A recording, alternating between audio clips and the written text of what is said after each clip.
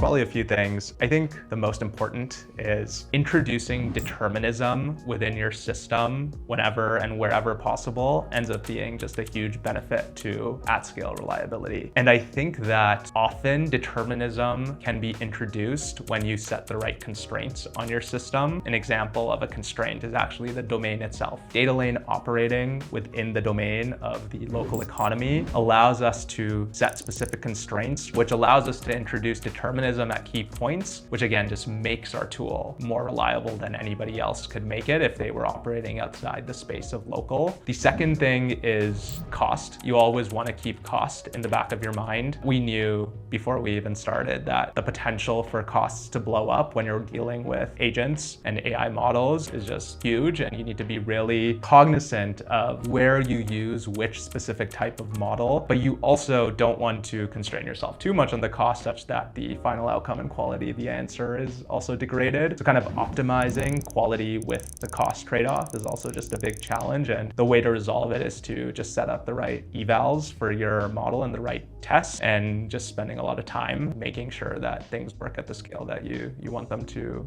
work.